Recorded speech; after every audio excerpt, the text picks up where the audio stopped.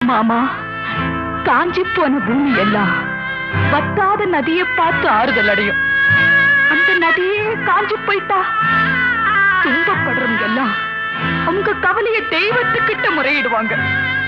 ஆனா தெய்வமே கலங்கி நின்னா அந்த தெய்வத்துக்கு யாரால ஆறுதல் சொல்ல முடியும்? தானாடவில்லை அம்மா, சதையாடுது. அது தந்தை என்றும் பிள்ளை என்றும் விளையாடுது.